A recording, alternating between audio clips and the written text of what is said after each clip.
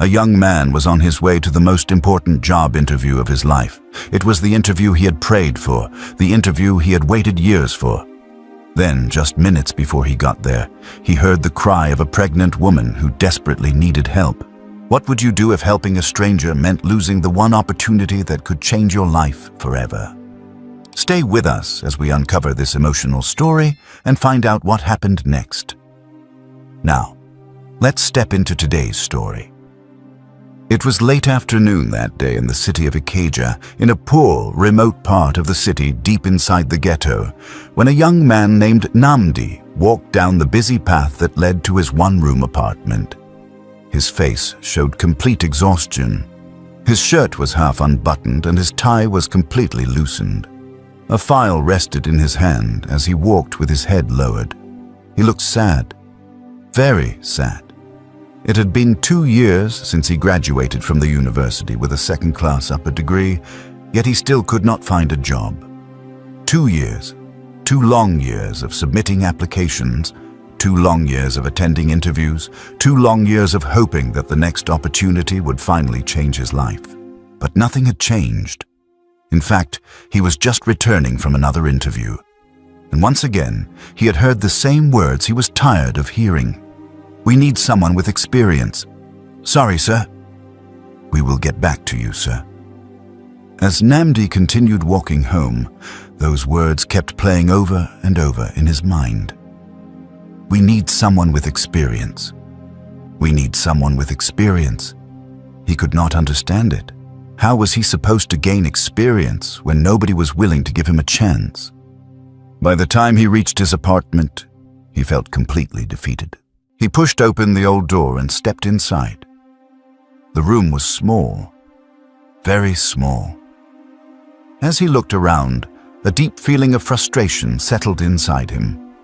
This was not the life he had imagined for himself, not after all the years he spent studying, not after all the sacrifices his mother had made for him.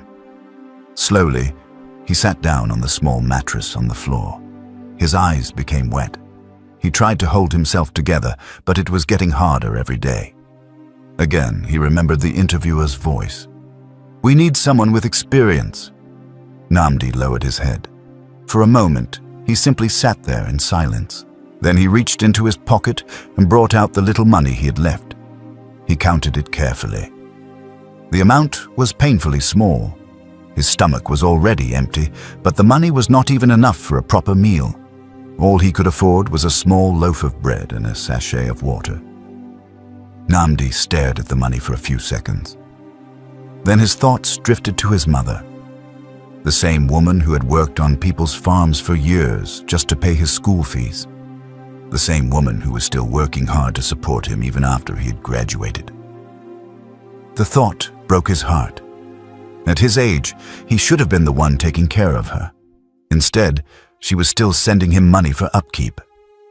Nnamdi picked up his phone. He wanted to call her, but before he could dial her number, his phone suddenly rang. He looked at the screen. It was his mother. For a few seconds, he simply stared at the phone. Then he answered the call. "Hello, Mama." "My son," his mother said warmly. "How are you?" "I'm fine, Mama." But even he knew he did not sound fine. His mother became quiet for a moment. Then she asked the question he had been expecting. "How did the interview go?" Nnamdi closed his eyes. He did not know how many times he had answered that same question, and sadly, the answer was always the same. After a brief silence, he replied, "They said the same thing again." His mother already understood. "They said they need someone with experience."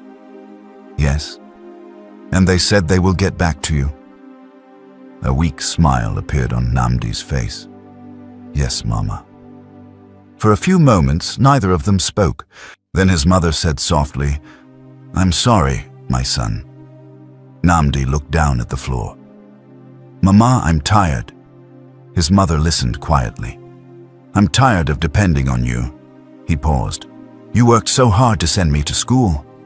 Another pause. "You suffered for me." His voice became heavier. "I thought things would be different by now." His mother remained silent and allowed him to speak. "I thought I would have a good job."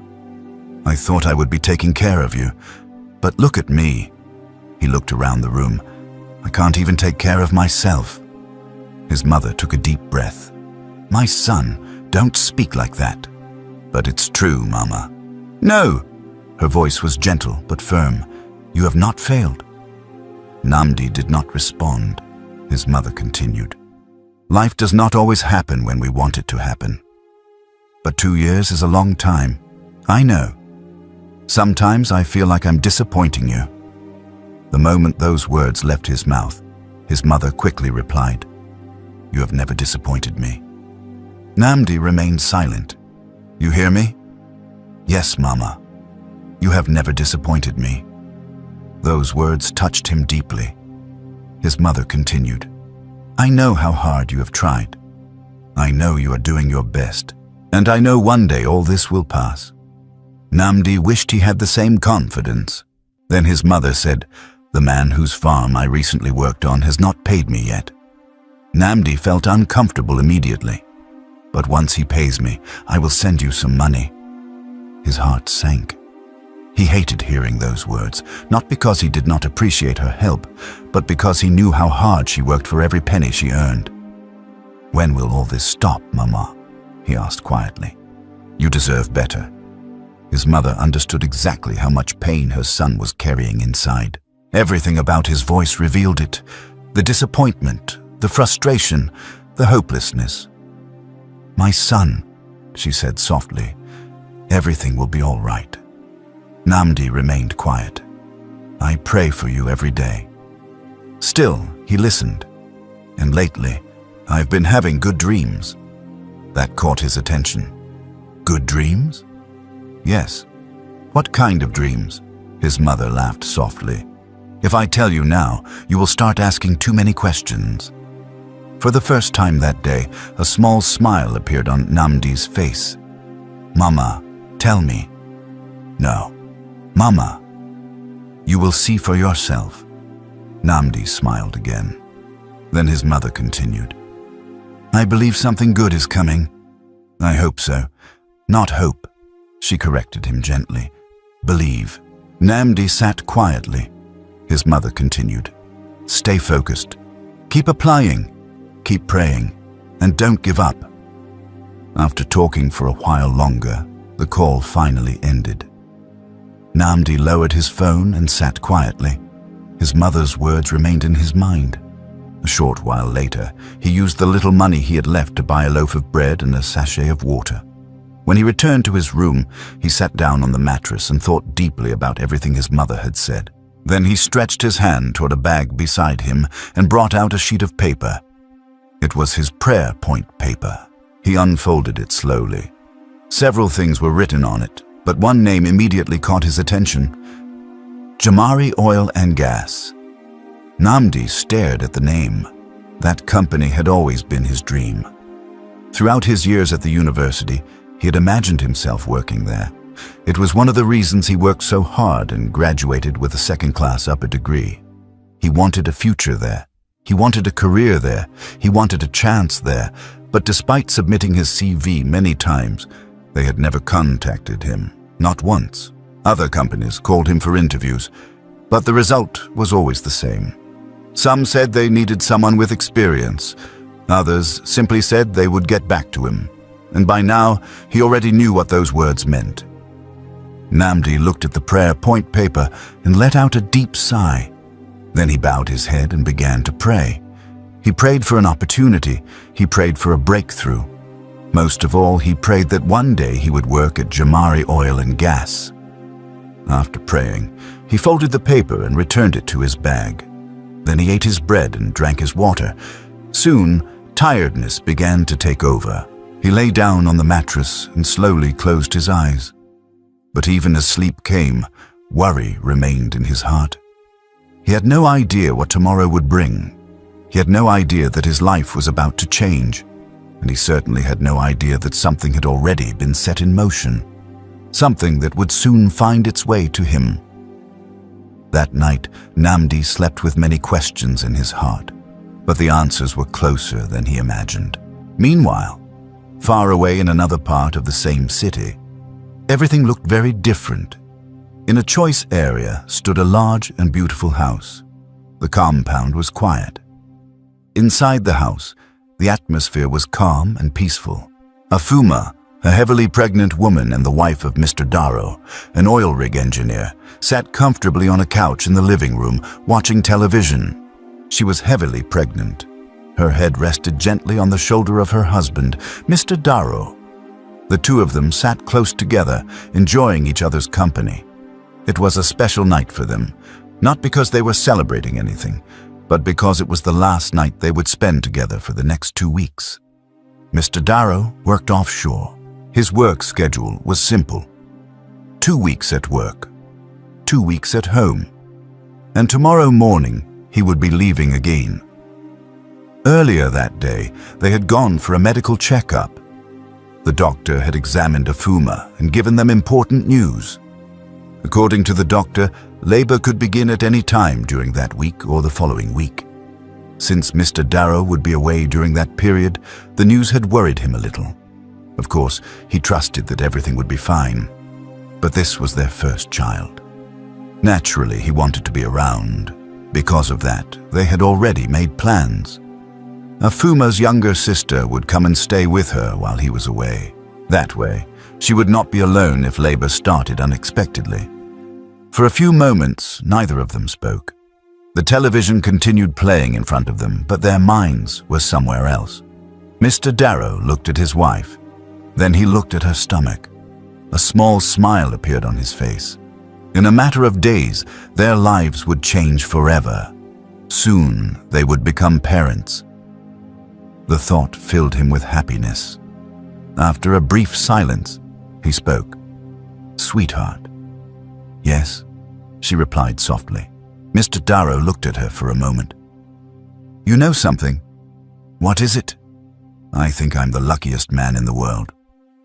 Afuma looked up at him. "The luckiest man in the world?" she asked with a smile. "Yes," she laughed softly. "And why do you think so?" Mr. Darrow gently placed his hand on hers. "Because I have you." Afuma's smile grew wider. Mr. Darrow continued. "You've been by my side through everything." He paused for a moment. "You support me. You encourage me. You make my life better." Then he looked at her stomach again. "And now you're giving me the greatest gift anyone could ever give." Afuma felt emotional hearing those words. "You're making me blush," she said quietly. "I'm serious." "I know." For a few seconds, neither of them spoke. Afuma held him a little tighter. Then she looked at him and smiled.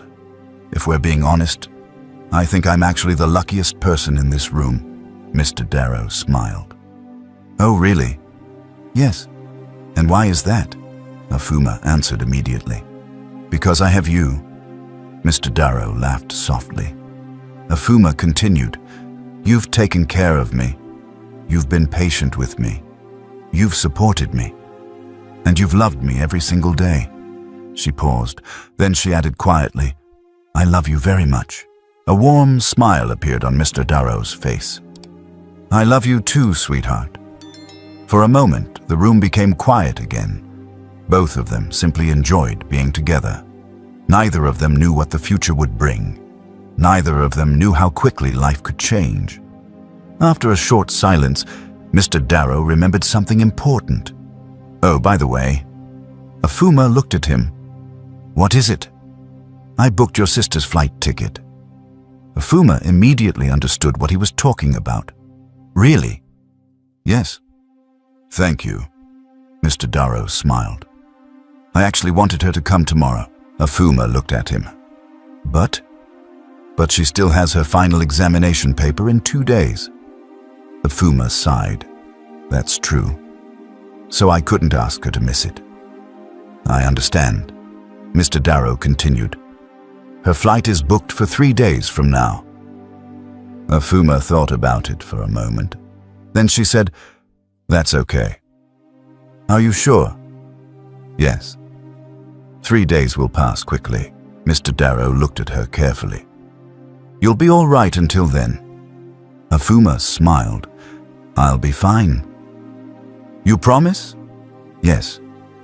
Although she sounded confident, Mr. Darrow still felt a little concerned, not because anything was wrong, but because the doctor had said labor could start at any time, and babies did not always follow schedules. Still, the arrangement was the best option available. I just wish I could be here, he said quietly. Afuma looked at him. I know. If labor starts while I'm away, it will be okay. You don't know how much I want to be there. Afuma reached for his hand. I know. Mr. Darrow smiled. You always know what I'm thinking. That's because I've been with you long enough. Both of them laughed softly. Then Afuma added, besides, you're not traveling because you want to leave us. You're traveling because you're working for us. Mr. Darrow looked at her. Sometimes she always seemed to know the exact words he needed to hear. A few more minutes passed. Then Mr. Darrow looked at the time. He let out a slow breath. I need to sleep early. Afuma already knew why. The flight? Very early tomorrow morning. She smiled. Then you should get some rest. Mr. Darrow looked at her. What about you? I'm feeling sleepy too. Good. Carefully, Mr. Darrow stood up from the couch. Then he turned toward his wife. Come on. Afuma smiled. He gently helped her to her feet. Because of the pregnancy, every movement had become slower than usual. Once she was standing comfortably, they started walking toward their bedroom together. Neither of them knew that before the next 48 hours were over, something unexpected would happen. Something neither of them had planned for. Something that would connect their lives to a person they had never met before. But on that quiet night, none of that was on their minds. They simply walked into their bedroom, believing everything was going to be fine. The next day, before sunrise, Mr. Darrow was already awake. The house was still quiet. Most people in the neighborhood were still asleep. But Mr. Darrow was preparing for his trip. He moved around carefully as he got ready. He did not want to wake Afuma. She had been sleeping peacefully, and he wanted her to get as much rest as possible. After taking his bath and getting dressed, he stood in front of the mirror and began buttoning his shirt. Just as he was finishing, he heard a small sound behind him. He turned around. Afuma was awake. She slowly opened her eyes and looked at him. For a few seconds, she simply watched him. Then she sat up on the bed. So you're really leaving? She asked in a sleepy voice. Mr. Darrow smiled. It looks that way. Afuma stretched slightly before getting out of bed. She walked toward him and wrapped her arms around him. Good morning, she said softly. Good morning, sweetheart. For a few moments, neither of them said anything. They simply stood there, holding each other.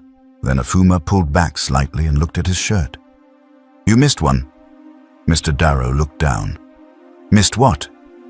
A button, he laughed. Where? There. She pointed at it. Mr. Darrow looked again. You're right. Move. Mr. Darrow smiled and stepped aside. Afuma carefully finished buttoning his shirt for him. When she was done, she looked at him and pretended to think deeply. Then she asked, Are you sure you don't want to stay? Mr. Darrow immediately knew she was teasing him. Oh, so that's the plan? Mr. Darrow asked with a smile. What plan? The plan to stop me from going to work. Afuma smiled. I don't know what you're talking about. Mr. Darrow laughed. Nice try. Both of them laughed together. The room felt warm and peaceful. But after a few seconds, Mr. Darrow became quiet. The smile on his face slowly faded. Afuma noticed immediately. What is it? She asked. Mr. Darrow looked at her for a moment. Then he let out a slow breath. Honestly, I wish I could stay. Afuma's smile softened. Mr. Darrow continued. I know your sister is coming. I know everything is planned. But I still don't like leaving right now. His eyes moved toward her stomach. Our baby could decide to come at any time. Afuma understood exactly what he meant. This was their first child. Of course he wanted to be around. Of course, he wanted to be there when the baby arrived. She gently held his hand. "I know, sweetheart." Mr. Darrow remained quiet. Afuma continued. "Go to work." He looked at her. "I'll be fine." "Are you sure?" "Yes. My sister will be here in 2 days. I can manage until then." Mr. Darrow stared at her for a moment. Part of him still wanted to stay, but he also knew there was no choice. Work was work. Finally, a small smile returned to his face. "You're stronger than I am." Afuma laughed softly. "No, I'm not." "Yes, you are." "Not true." "It is." Both of them smiled. Then Mr. Darrow pulled her closer. He held her tightly. For a few seconds, neither of them spoke. Then he kissed her forehead. "I'll miss you," he said. "I'll miss you too," she replied. Soon, it was time to leave. Mr. Darrow picked up his travel bag. Afuma walked with him out of the bedroom. Together, they moved through the living room and headed outside. When they reached the cab he'd ordered, Mr. Darrow placed his bag inside. For a brief moment, neither of them moved. It was only 2 weeks, but they still hated saying goodbye. As the cab drove away, Afuma stood there for a few more seconds before turning around and walking back into the house, completely unaware that events were already beginning to move in a direction nobody could have predicted. Meanwhile, far away in the same city, back in the deep ghetto, Namdi had just woken up. The events of the previous day were still fresh in his mind. The disappointment from yet another failed interview, the conversation with his mother, the prayer he said before sleeping. Everything was still there. As usual, he started his day with prayer. After finishing his early morning prayers, he sat quietly on the edge of his mattress. Just then, his phone beeped. Namdi picked it up and looked at the screen. It was a bank alert. His mother had sent the money she promised him. For a few seconds, he simply stared at the message. The amount was not much, but that was not what bothered him. What touched him was the fact that his mother was still sending him money. A woman who worked on other people's farms. A woman who had already sacrificed so much for him. Yet she was still finding ways to support him. Namdi lowered the phone slowly. A mixture of gratitude and sadness filled his heart. He wished things were different. He wished he was the one sending money to her, not the other way around. Without wasting time, he dialed her number. A few moments later, she answered. "Hello, my son." "Good morning, Mama." "Good morning. How was your night?" "It was fine, Mama." "And yours?" "Mine was good too." Namdi smiled slightly. "Mama, I saw the money." "Good. Thank you," his mother immediately replied. "You don't have to thank me." "But I have to?" "No," she laughed softly. "I am your mother." Namdi became quiet. His mother continued. "As long as I can help you, I will." Those words touched him deeply. "Mama!" "Yes, I really appreciate everything you have done for me." His mother remained silent for a moment. Then she spoke gently. "Your time will come." Namdi listened. "I don't know when. I don't know how, but I believe something good is coming your way." The same words she had told him the previous day. Normally, he would have simply smiled and moved on. But this time, something about her confidence felt different. "I hope so, Mama." "Not hope," she corrected him gently. "Believe." A small smile appeared on Namdi's face. "Okay, Mama. That's better." After talking for a few more minutes, the call ended. Namdi placed the phone beside him. Then he began thinking about how to spend the day. Another day, another search for a job, another round of applications, another attempt to change his life. He was about to stand up when suddenly his phone began to ring. Namdi looked at the screen. It was a number he did not recognize. Immediately, curiosity filled his mind. Who could be calling him this early? For a brief moment, he considered letting it ring, but something told him to answer it. He picked up the call. "Hello?" A calm and professional female voice replied, "Good morning. Am I speaking with Mr. Namdi?" Namdi sat up immediately. "Yes, this is Namdi speaking." "Good morning, Mr. Namdi." "Good morning. My name is Grace, and I'm calling from Jamari Oil and Gas." The moment he heard those words, his heart almost stopped. Jamari Oil and Gas. For a second, he wondered if he had heard correctly. The caller continued, "We received your CV and application letter and would like to invite you for an interview." Namdi could barely speak. His mouth opened slightly. His mind struggled to process what he was hearing. Jamari Oil and Gas, his dream company, the company he had prayed about countless times, the company that had never responded to any of his applications. The voice on the phone continued speaking. "Will you be available tomorrow morning by 7 a.m. to attend the interview at our main office?" For a moment, Namdi simply sat there. It felt unreal, almost like a dream. Then he quickly found his voice. "Yes." He paused, then repeated himself. "Yes, I will be there." "Very good." The woman sounded pleased. "Please ensure that you arrive on time." "I will. We look forward to meeting you." "Thank you very much." "You're welcome." The call ended. Silence filled the room. Namdi remained where he was. His phone was still in his hand. He stared at it. 1 second passed, then another. Then another. He could hardly believe what had just happened. Did Jamari Oil and Gas really call him, or was he imagining things? He quickly checked his call log.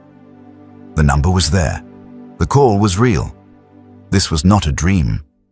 Jamari Oil and Gas had finally called him, after all the applications, after all the waiting, after all the prayers. They had finally called him. A smile slowly appeared on his face, then another feeling followed. Hope. Real hope. For the first time in a very long time, he felt like something good might actually happen. Without wasting another second, he picked up his phone and called his mother. She answered almost immediately. "My son." "Mama." His voice sounded completely different. His mother noticed it at once. "What happened?" "Mama, they called me." "Who called you?" "Jamari Oil and Gas." For a brief moment, there was silence. Then his mother spoke. "Jamari Oil and Gas?" "Yes." "The same company?" "Yes." "The company you always talk about?" "Yes, Mama." His mother could hardly contain her excitement. "They called you?" "Yes." "They invited me for an interview tomorrow morning." "My God." Namdi smiled. His mother's happiness was obvious. I told you something good was coming." Namdi laughed. "Yes, you did." His mother immediately began praying for him. She prayed for favor. She prayed for wisdom. She prayed that everything would go well. When she finished, Namdi felt even more encouraged. "Thank you, Mama. You will do well," his mother said. "I hope so." "You will." Her confidence made him smile again. After talking for a little longer, the call finally ended. The rest of the day felt completely different. The sadness that had filled his heart the previous day was gone. In its place was excitement and determination. Soon, Namdi brought out several books and materials he had been using to prepare for interviews. He had spent a long time learning how to answer interview questions properly. But this opportunity was different. This was not just another company. This was Jamari Oil and Gas, his dream company, the company he had wanted to work for since his university days. And for the first time, the dream felt close, very close. So he studied harder than ever before. He reviewed questions, he practiced answers, he prepared himself carefully. Hours passed. Before he knew it, evening arrived. Namdi brought out the clothes he planned to wear. It was his best corporate outfit. He checked it carefully. Everything had to be perfect. He made sure it was neat. He made sure it was clean. He made sure it was properly ironed. Nothing would be left to chance. Tomorrow was too important. As night finally settled in, Namdi sat quietly on his mattress. He thought about the interview. He thought about his mother. He thought about everything that could change if things went well. Before sleeping, he bowed his head and prayed once again. This prayer felt different from the others, not because his faith had changed, but because for the first time he could actually see an opportunity standing right in front of him. After praying, he lay down on his mattress. A small smile remained on his face. Tomorrow could be the beginning of a new chapter in his life, or it could be another disappointment. He did not know, but one thing was certain: tomorrow's interview would change far more than he could possibly imagine. And somewhere else in the same city, events were already unfolding that would soon place him at the center of something completely unexpected. With that thought far from his mind, Namdi slowly closed his eyes and fell asleep with hope in his heart. The next morning, Namdi woke up at exactly 5:30 a.m. The moment he opened his eyes, he remembered what day it was. Today was the day, the interview he had been waiting for, the interview at Jamari Oil and Gas. Immediately, he got up from his mattress and began preparing. Everything had to go well. Everything had to be perfect. This was not just another interview. This was his dream company. The company he had prayed about countless times. The company he had hoped would one day give him a chance. And now, that chance had finally come. Namdi had already made up his mind that he would arrive early. Very early. He planned to get there at least 30 minutes before the interview. He could not afford to make any mistakes. After getting dressed, he looked at himself carefully. His clothes were neat, his shoes were clean, his documents were arranged inside his file. Everything seemed ready. Before leaving the room, he picked up his phone and called his mother. She answered after a few rings. "Good morning, Mama." "Good morning, my son. How are you?" "I am fine. How are you feeling today?" Namdi smiled. "Nervous." His mother laughed softly. "That is normal. I really want this job, Mama." "I know. I don't want anything to go wrong." His mother became quiet for a moment. Then she spoke gently. "Listen to me." Namdi listened carefully. "You have prepared for this. You have studied. You have prayed." "Yes," he replied. "Then go there and do your best." Namdi smiled. "I will." His mother began praying for him. She asked God to guide him. She prayed that he would find favor. She prayed that the interview would go well. When she finished, Namdi felt calmer. "Thank you, Mama." "You will do well. Let me know when you get there," his mother said. "I will, Mama. I'll call you when I get there." "Okay, my son." The call ended. A short time later, at exactly 6 a.m., Namdi stepped outside. His file was in his hand. His heart was full of hope. As he walked toward the bus station, he kept thinking about the interview. He imagined himself answering questions confidently. He imagined impressing the interview panel. He imagined finally getting the opportunity he had dreamed about for years. Soon, he boarded a bus. The journey continued without any problems. Eventually, the bus stopped near the area where Jamari Oil and Gas was located. Namdi stepped down. The company was still some distance away, but this was the nearest bus stop.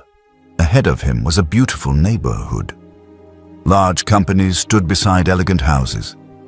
Everything looked different from the area where he lived. As Namdi walked, he looked around quietly. Then he reminded himself why he was there. The interview. That was all that mattered.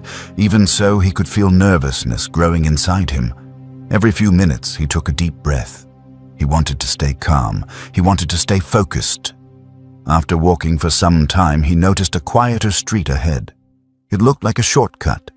If he used it, he could save a little time. Since he was trying to arrive early, he decided to take it. Without hesitation, he turned into the street and continued walking. Meanwhile, inside the large house belonging to Mr. Darrow, something unexpected was happening. Afuma was asleep in her bedroom when suddenly a sharp pain hit her. Immediately she cried out, "Ah!" Another pain followed. Afuma placed a hand on her stomach. For a few seconds, she remained still. Then another wave of pain came. This time it was stronger. Her eyes widened. No. She looked around the room. Could it be happening already? The doctor had said labor would likely begin sometime that week or the following week. She had expected there would still be more time. She had expected her sister would already be with her by then. But her sister was not expected until the following day, and Mr. Darrow was already offshore. Afuma was alone, completely alone. Another pain came. She cried out again. At that moment, she understood. It was time. Fear slowly entered her heart. This was not supposed to happen yet. Not now. Not while she was alone. Carefully, she tried to stand. The moment she got to her feet, another painful contraction hit her. She immediately realized something. There was no way she could drive herself to the hospital. It was impossible. She grabbed her phone and quickly checked for available rides. A few seconds later, the result appeared. The nearest drivers would take more than 20 minutes to arrive. Afuma stared at the screen. 20 minutes felt like forever. She did not think she could wait that long. Another painful contraction came. She cried out again. Then she made a decision. If she could not get help through her phone, she would have to find help herself. Slowly, she moved toward the bedroom door. Using the wall for support, she struggled into the living room. Every step felt difficult. Every few moments, another contraction forced her to stop. Still, she kept moving. Finally, she reached the front door. She opened it. Then she began making her way through the compound toward the gate. "Help!" Her voice was weak. Another contraction came. This time, she cried out louder, "Help!" Not too far away, Namdi continued walking along the quiet street. A nervous but hopeful smile rested on his face. He checked the time. Everything was still going according to plan. Then suddenly, he heard a scream. Immediately, he stopped walking. The smile disappeared. He looked around. The sound seemed close, but he could not tell where it came from. For a moment, he stood still. Then he continued walking. A few seconds later, he heard it again. This time it was louder. Namdi stopped once more. He listened carefully. It sounded like a woman, and she sounded like she was in serious pain. Another cry followed, even louder than before. "Help!" Namdi immediately turned toward the direction of the voice. His heart became uneasy. Something was wrong, very wrong. He looked at his wristwatch. He still had more than 45 minutes before the interview, and he was only about 10 minutes away from the company. For a moment, he hesitated. This interview meant everything to him. Everything. But another painful cry reached his ears. Namdi could not ignore it. What if someone was in danger? What if a person's life depended on getting help? Without thinking any further, he followed the sound. A few moments later, he arrived in front of a large gate. The cries seemed to be coming from inside. Namdi stepped closer. "Hello." There was no response. Then he called out again. "Who is there? Did you just say you needed help?" Immediately, he heard painful groans from inside. The person sounded like they could barely speak. Then, slowly, the gate began to open. Namdi watched in surprise. A woman appeared. She was heavily pregnant, and from the look of things, she was about to give birth. For a second, Namdi froze. The woman struggled to speak. "Please," she held her stomach. "Please help me." Namdi quickly moved closer. "Are you okay?" "No." She let out another painful cry. "I need to get to the hospital." Namdi looked worried. "What happened?" I think the baby is coming." Those words immediately told him how serious the situation was.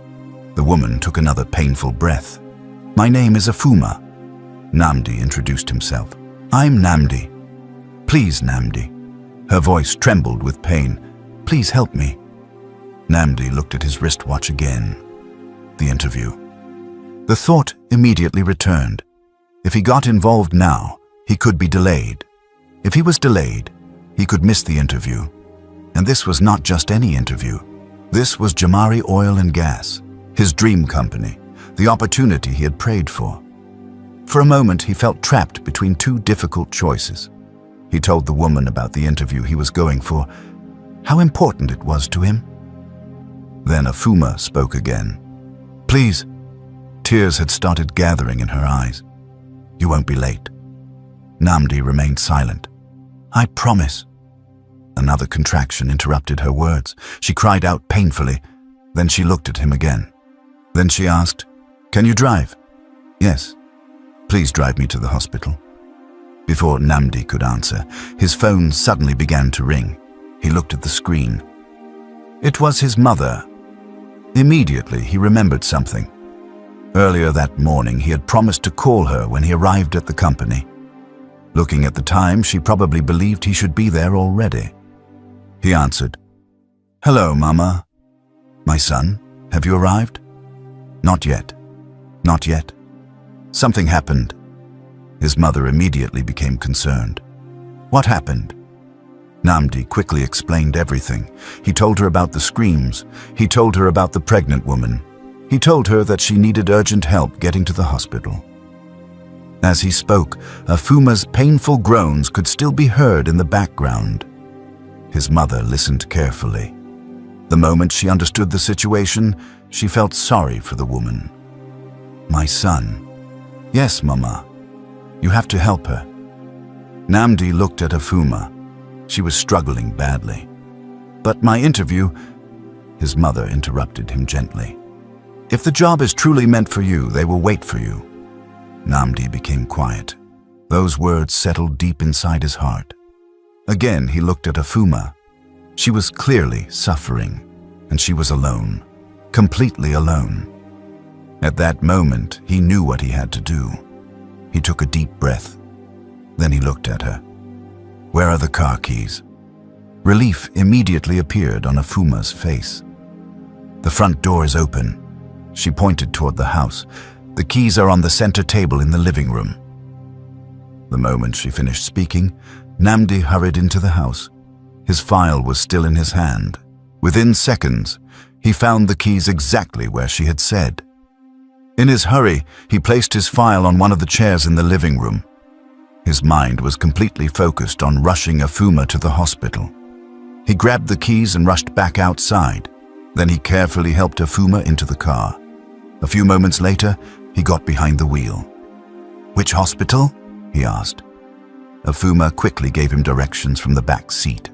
Without wasting another second, Namdi started the car. Then he drove out onto the busy road, completely unaware that this small decision was about to change his life forever. Soon, Namdi and Afuma arrived at the hospital. The hospital was not far at all. In fact, it was even closer to Jamari Oil and Gas than Namdi had expected. But at that moment, none of that mattered to him. His focus was on getting her help. Inside the hospital, nurses quickly took Afuma in. Namdi stayed until she was placed in a ward. He made sure she was safe. Only then did he step back a little. Before leaving, he walked to a nurse. "Please," he said softly, "these are her car keys. Kindly give them to her when she can receive them." The nurse collected the keys. "All right," she replied. Namdi gave a small, tired look toward the ward. Then he turned and walked out of the hospital. The moment he stepped outside, something hit him. His file. He suddenly remembered it. He had left it behind on one of the chairs in Afuma's living room. His heart dropped. "No," he whispered. Without thinking twice, he turned back. He started running, back to Afuma's house. When he got there, he opened the gate quickly. He rushed inside. His breathing was heavy. His mind was focused only on one thing, the file. He looked around fast and found it exactly where he had left it. He grabbed it quickly. Then he ran out again, locked his mind on one goal, Jamari Oil and Gas. the interview, his future. But something had already changed. Time. He had lost a lot of it. When he got back to the road, he did not stop. He kept moving fast. Every second mattered now. But deep down, he already felt it. Something was wrong. When he finally got close to the company building, he checked his wristwatch. His steps slowed. His heart became heavy. He stopped walking. Then he looked again and again. It was true. He was already 30 minutes late. 30 minutes. His plan had been the opposite. He was supposed to arrive 30 minutes early. Now he was late by the same amount. He stood still for a moment. His mind was full. The hospital, Afuma, the baby, the interview, everything was mixed in his head. Then he took a deep breath. He started walking again. Slowly this time. As he got closer to the building, he kept praying inside his heart. Please let them understand. Please let them give me a chance. But deep down, another voice in him was saying something else. They may not accept you. He tried to ignore that thought. Finally, he reached the company gate. He took one more deep breath. Then he walked in. The building was big, clean, serious looking. Everything felt important. He moved to the reception area. A woman was there. Namdi cleared his throat. Good morning. I'm here for an interview at Jamari Oil and Gas. The receptionist looked at him. She paused. You're here for the interview? Yes. She checked something on her desk. Then she looked at him again. Please wait. I will confirm with HR. Namdi stood there quietly. His hands were tight around his file. His heart was not calm. Every second felt long. The receptionist picked up the phone, but before she could dial, footsteps came from the stairs. A man was coming down. He looked serious. Strict face, confident walk. The receptionist quickly stood up a little. Sir, she said, this candidate just arrived for the interview. The man looked at Namdi. He did not smile. He did not show any emotion. Just a long, quiet look. Namdi felt it immediately. Something was not right. He greeted the man, bowing slowly, but the man did not answer. The man spoke. You arrived late. The words were simple, but they hit hard. Namdi swallowed. He tried to speak, but the words were slow to come out. The HR manager continued. The interview process has already been completed. Namdi's eyes changed.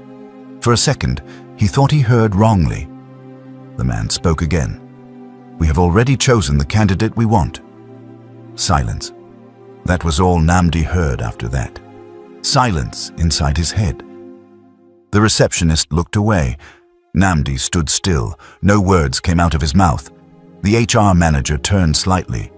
You may leave. That was it. No second chance. No explanation. No delay. Just final. Namdi slowly lowered his head. He did not argue. He did not beg. He simply held his file tighter. Then he turned around and walked out, step by step. The gate felt heavier as he passed through it. Once he was outside, he stopped. The world around him kept moving, but he did not move. His legs felt weak. Slowly, he sat down near the gate. He stared far ahead. His mind was blank. Then slowly, the reality came in. He had been so close, but still missed it. All because of time. He remembered everything. The hospital, the pain, Afuma's cries, the decision he made, his mother's words. If it is meant for you, it will wait. But right now, it did not feel like it waited. His eyes became wet. At first, he tried to hold it, but it was too much. Tears began to fall. Slow at first, then more. He sat there quietly, letting it all out. His dream, Jamari Oil and Gas, gone. At least that was what he believed. He looked down at his hands, then he looked at the file. Everything inside it had led him here. And still, he lost it. After some time, he wiped his face slowly. He breathed in, then out. Then something came into his mind. Afuma, the pregnant woman, the one he helped. He thought about her pain, her fear, her situation. Slowly, something inside him changed. He was sad, but he was not bitter. He was broken, but not empty. Because in the middle of everything he lost, he saved someone. And somehow that thought gave him peace. A small one, but real. He looked up at the sky, then he stood up slowly. He turned around and began walking back toward the hospital to check on Afuma, not knowing that what he thought was the end was only the beginning. Soon, Namdi arrived at the hospital. As he walked into the waiting area, his mind was still heavy. The disappointment from the interview was still there. He could still hear the HR manager's words in his head. "We have already selected the candidate." Those words refused to leave his mind. Still, he pushed those thoughts aside for a moment. Right now, he wanted to know if Afuma and the baby were okay. He walked up to one of the nurses. "Good morning." "Good morning," the nurse replied. "I brought a pregnant woman here earlier this morning." The nurse looked at him. "Her name is Afuma." The nurse checked briefly. Then a smile appeared on her face. "Oh, yes." Immediately, Namdi felt hopeful. "How is she?" "She is fine." Namdi let out a quiet breath. "And the baby?" "The baby is fine too." A smile slowly appeared on Namdi's face. For a moment, all his worries disappeared. The nurse continued. "She has already delivered." Namdi's eyes widened slightly. "Really?" "Yes." "Thank God." The nurse smiled. "She is resting in one of the wards." Namdi felt genuinely happy. After everything that had happened that morning, hearing that both mother and child were safe brought him peace. "Can I see her?" he asked. "Yes, you can." The nurse pointed toward a corridor. "Go down there and turn left. Her ward is the third door." "Thank you." Namdi immediately headed in that direction. A few moments later, he arrived at the ward. He gently pushed the door open. Inside, Afuma was sitting up on the bed. She looked tired. She looked weak. But there was a peaceful smile on her face. She seemed lost in thought as she stared ahead. The moment she sensed someone entering the room, she turned her head. As soon as she saw Namdi, her face brightened. "Namdi!" A wide smile spread across her face. Namdi smiled back. "How are you feeling?" Afuma laughed softly. "A lot better than I was this morning." "I'm happy to hear that. Please come in." Namdi walked closer. Afuma looked at him with gratitude. "Thank you." "Namdi, thank you so much. You really helped me today." Namdi smiled. "You don't have to thank me." "No, I do." Afuma's voice became emotional. "If you hadn't stopped..." She paused. "If you hadn't helped me, I don't know what would have happened." Namdi remained quiet. Afuma continued. "I will never forget what you did. Please don't worry about it." "No," she smiled. "I mean it." Then she glanced at the baby beside her. A warm smile appeared on her face. "Because of you, my baby is here safely." For a moment, Namdi simply looked at the child.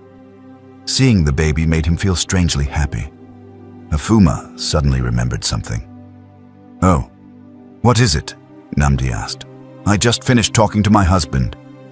Namdi smiled. "That's good." "I told him about you, how you helped me," Afuma said.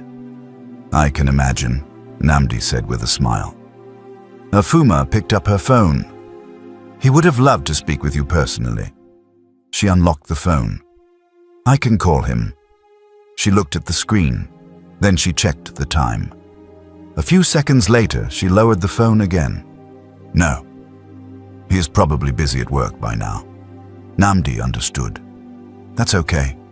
But he really wanted to thank you." "There is no need," Namdi said. Afuma smiled. "There is every need." Namdi laughed softly. Then he sat down on a chair near the bed. For a brief moment, the room became quiet. Then Afuma suddenly remembered something. "How did the interview go?" Afuma asked. Immediately, the smile on Namdi's face disappeared. Afuma noticed it at once. The change was obvious. Her heart sank. "What happened?" she asked. Namdi looked away briefly. For a few seconds, he remained silent. Then he took a deep breath. By now, Afuma already suspected what might have happened. Still, she waited. Finally, Namdi spoke. "I got there late. 30 minutes. Afuma lowered her eyes. Namdi continued. "The interview was already over." The room became quiet. "They told me they had already selected someone else." Afuma felt terrible. A heavy feeling settled inside her chest. She immediately understood what had happened. Namdi missed the interview because of her. Slowly, she looked at him. "I'm sorry. I'm really sorry. Please don't be," Namdi said. "But it's my fault." Afuma's voice became softer. "If I hadn't stopped you," Namdi gently interrupted her. "You needed help." Afuma remained quiet. "You were in pain," Namdi continued. "You needed to get to the hospital." "I'm still sorry," Afuma said again. Namdi smiled faintly. Then he said something that touched her deeply. "I did what I believed was right." Afuma looked at him. Namdi continued. "It would have been wrong for me to leave you there." The room became quiet again. "No job is worth more than a human life. And you were carrying another life inside you." He looked toward the baby. "So no," he smiled gently. "I don't regret helping you." Those words touched Afuma deeply. She could see the sadness in his eyes. She could see the disappointment. Yet he was still saying he did not regret helping her. The guilt inside her only grew stronger. After a moment, she spoke again. "I honestly didn't expect labor to start today." Namdi listened. "The doctor told us it would probably happen sometime this week or next week. My husband and I made plans." Afuma continued explaining everything. She told him about her younger sister. She explained that her sister was supposed to come and stay with her, but because of school examinations, she could not arrive immediately. Her flight ticket was already booked for her. Namdi listened quietly. "She is supposed to arrive tomorrow. My husband works offshore. You mentioned that earlier. He left only yesterday." Namdi finally understood why she had been alone. Everything made sense now. After listening carefully, he smiled. "Well, let's thank God that both you and the baby are fine." Afuma smiled. "Yes." But even as Namdi spoke, there was still sadness in his eyes. Afuma noticed it. She wanted to encourage him. "You know something?" "What?" "I believe something better is coming." Namdi smiled slightly. Afuma continued. "Maybe this opportunity wasn't the one meant for you." Namdi listened quietly. "I believe a bigger and better company will employ you." She smiled. "I'm sure a better opportunity is on the way for you." Namdi appreciated her words, but Afuma could still feel the guilt inside her heart. A few moments later, she became quiet. It looked like she wanted to say something. Then she stopped herself. Namdi noticed. "What is it?" Afuma looked embarrassed. "Actually," she hesitated. "What happened?" Afuma gave a small, uncomfortable smile. "I need one more favor." Namdi smiled. "That's okay? Are you sure?" "Yes." Afuma looked down briefly. "I feel like I've already disturbed you enough today. I've practically ruined your whole day."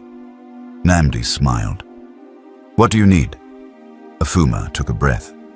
"My sister won't arrive until tomorrow. And because everything happened so suddenly this morning," she paused, "I forgot something important." Namdi waited. "I already packed a bag for the baby. It contains baby clothes and other things." Namdi immediately understood. "The things needed after delivery?" Namdi asked. "Exactly," she said. Namdi thought for a moment. "That's not a problem." Relief appeared on Afuma's face. Really? Of course. Thank you. She quickly reached for the car keys and handed them to him. This will make it easier. Namdi collected them. Describe the bag for me, he said. She described the bag for him and told him that everything has been arranged inside it. Once again, Afuma thanked him. A short while later, Namdi left the hospital. He drove to the house, found the bag, and returned to the hospital. When he handed it over, Afuma looked relieved. You found it? Yes. Thank you. She collected the bag. Then he handed the keys back to her. Afuma kept thanking him again and again. She even prayed for him. I pray God blesses you. Namdi smiled. The reason he smiled was simple. Despite everything that had happened, a mother was safe, a baby was safe, and somehow that made the disappointment a little easier to carry. Not completely, but a little. After talking for some more time, Namdi finally stood up. I should be going now. Afuma looked at him.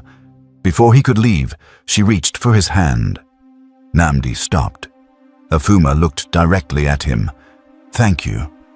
This time her voice was serious, sincere, full of gratitude.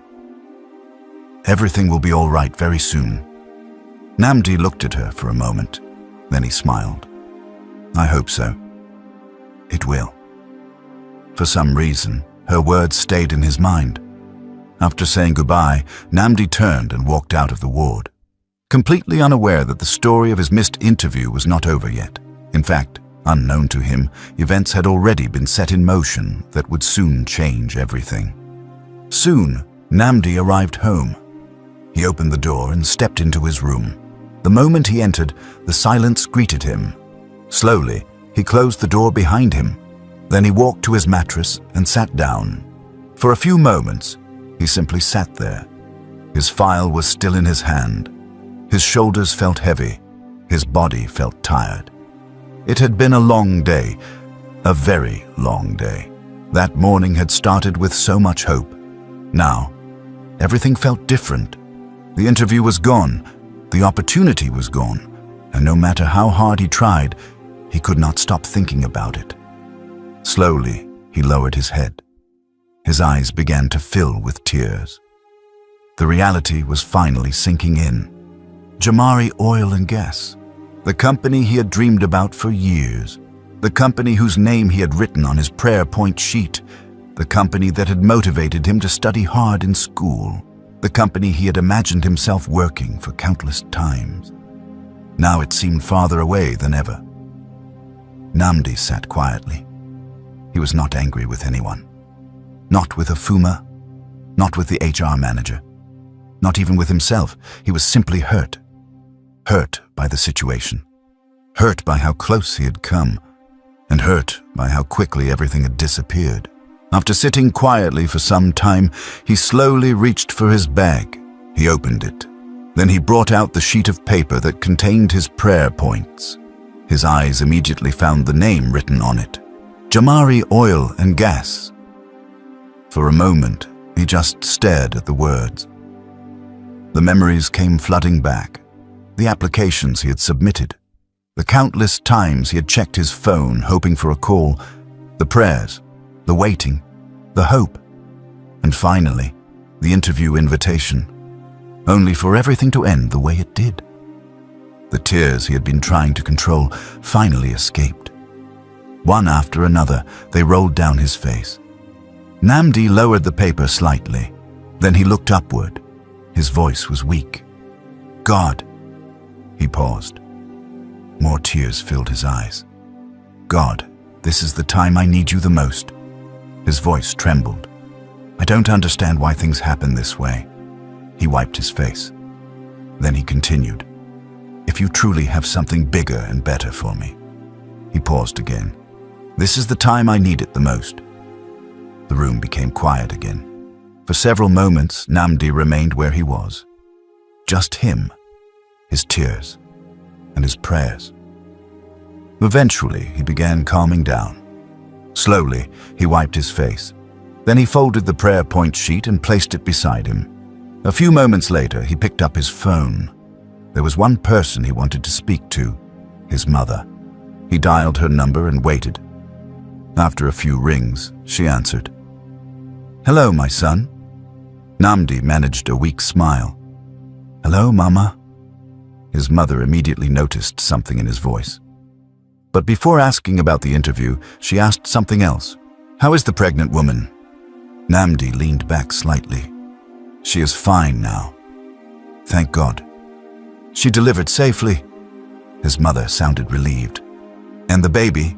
his mother asked. "The baby is fine too," Namdi replied. "Thank God," his mother repeated. For a brief moment, both of them remained silent. Then his mother gently asked the question she had been avoiding. "And the interview?" Immediately, the small smile disappeared from Namdi's face. He lowered his head. His mother already sensed the answer. Still, she waited quietly. After a few seconds, Namdi finally spoke. "They didn't give me the job." His mother sighed softly. Namdi continued. "I arrived too late." Even though they were speaking through the phone, his mother could hear the disappointment in his voice. She could hear the pain. She could hear how much this had affected him. "My son," she said softly. Namdi remained silent. "I'm sorry." "Thank you, Mama." His mother took a moment before speaking again. Then she said, "Do you remember what I told you this morning?" Namdi knew exactly what she meant. If the job is meant for you, it will wait. For a moment, neither of them spoke. Then she continued, "I still believe God has a plan for you." Namdi listened quietly. "I still believe something good is coming." Part of him wanted to believe her, but another part of him was struggling. Everything felt difficult at that moment. His mother seemed to understand exactly how he felt. "You sound tired," she said. "I'm tired, Mama. Tired of looking for work. Tired of waiting. Tired of hoping." His mother became quiet for a few moments. Then she spoke. "Can I tell you something?" "Of course, Mama." "I have an idea," his mother said. Namdi sat up slightly. "An idea? What idea?" His mother cleared her throat. Then she explained, "My son, I truly believe something good is coming your way." Namdi listened carefully. "I feel it strongly." She paused briefly. "But while you are waiting..." Namdi remained silent. "I think you should find a small job to do." At first, those words hurt him a little. His eyes drifted toward the file beside him.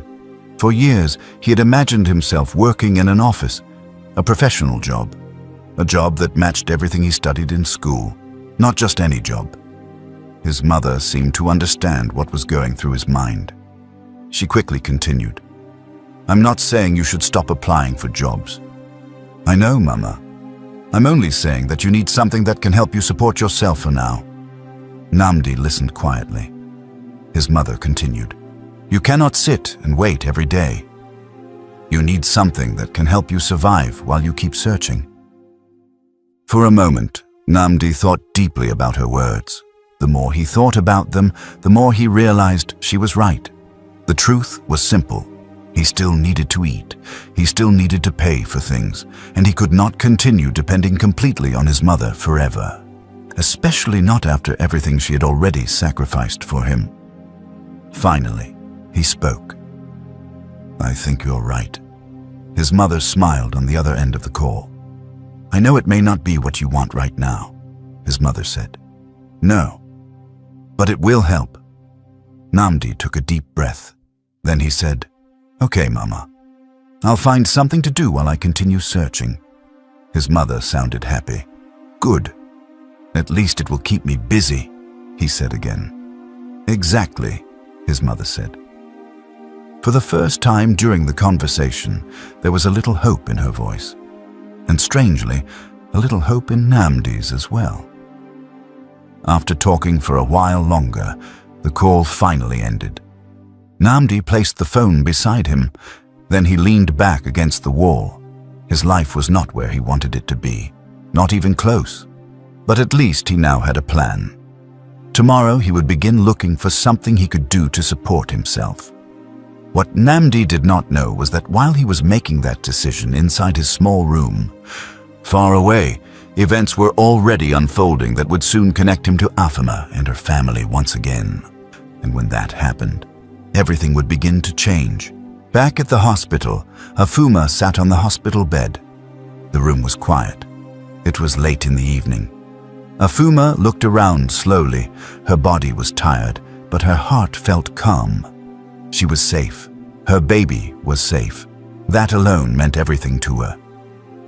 She placed her hand gently on her baby and smiled. Then her thoughts drifted back. She remembered Namdi, the young man who had stopped everything to help her, the young man who drove her to the hospital without hesitation, the young man who missed something very important because of her. Afuma sighed softly, then she spoke to herself. I should have asked for his phone number. She looked down at her phone. Her face changed a little. She felt uneasy. I don't even know how to reach him, she said quietly. She leaned back on the bed.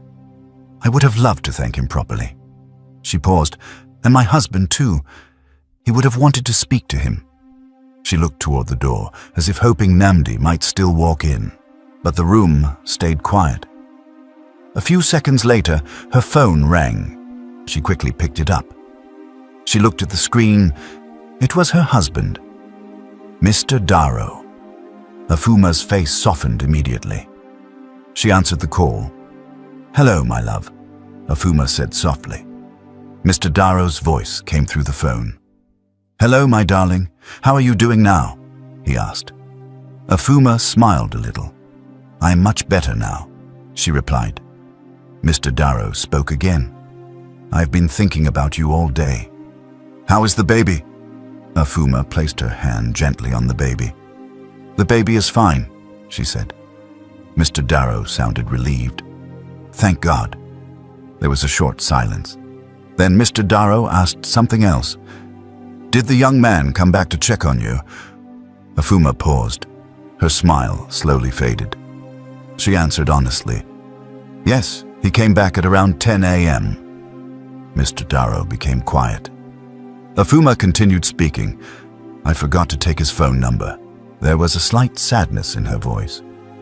I would have wanted you to thank him. Mr. Darrow listened carefully. Afuma continued. And something else.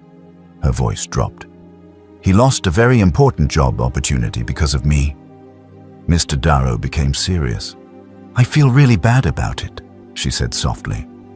Mr. Darrow heard the pain in her voice. He immediately tried to calm her down. Babe, Mr. Darrow said gently, listen to me. You are thinking too much about this. Afuma replied softly, but it is my fault that he lost that opportunity. Mr. Darrow shook his head even though she could not see him. No, don't say that. Afuma listened closely. Mr. Darrow spoke again. He made a choice. He chose to help you. That says a lot about him. Afuma took a slow breath. Mr. Darrow's voice softened. People like that. We don't meet them every day. Afuma stayed quiet for a moment. Then she whispered, I just hope he gets another opportunity soon. Mr. Darrow replied immediately. He will. There was a short silence. Then Mr. Darrow changed the topic. I spoke to your sister today, he said. Her flight is still scheduled for tomorrow. Afuma nodded slowly. Good, she said. Mr. Darrow added in a lighter tone. Please don't stress yourself too much. Afuma smiled faintly. I'm trying, Mr. Darrow teased her gently. You're not trying enough. You are still worrying. Afuma let out a small, tired laugh. I can't help it, she replied. Mr. Darrow spoke softly. You need rest. And take care of our baby. Afuma placed her hand on her baby again. I will. Mr. Darrow's voice softened. I love you. Afuma smiled. I love you too. There was a short pause. Then Mr. Darrow said, I will call you again later. Okay, Afuma replied. And don't think too much about that young man. Afuma stayed quiet for a moment. Then she said softly, "I will try." Mr. Darrow smiled through the phone. "Good." A few seconds later, the call ended. Afuma placed the phone beside her. She leaned back on the bed again. Days passed. Nnamdi kept searching for work. Every morning, he went out with hope in his heart.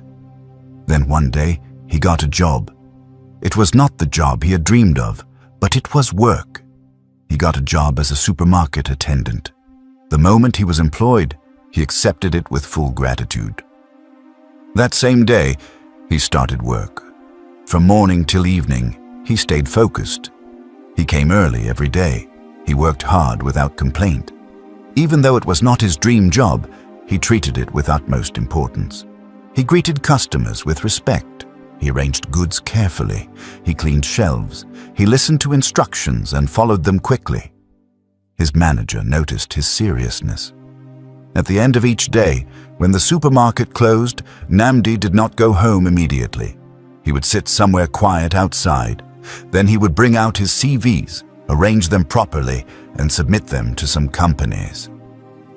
Months passed like that, but deep inside, Nnamdi never gave up. Even when he felt tired, even when he felt like nothing was changing, he still believed something was coming. Something big, something he could not yet see. 3 months later. It was a Saturday morning. The supermarket was already open. Customers were coming in slowly. Among them were Mr. Darrow and Afuma. They walked in together. They were there to buy baby items. Their baby boy was at home with Afuma's younger sister. Afuma held a shopping list in her hand. She walked through the baby section carefully. Mr. Darrow followed beside her. As they walked, Afuma stopped suddenly. She looked at the shelf section where different diaper brands were arranged. Then she frowned a little. "I can't find the particular diaper I want," she said. She looked around again. Still nothing. Then she turned slightly and saw a supermarket attendant nearby. He was squatting beside a shelf, arranging items. Afuma called out gently, "Excuse me, sir. Please, I need your help." The attendant stopped what he was doing. He turned his head. Then he stood up and walked toward her. Afuma waited.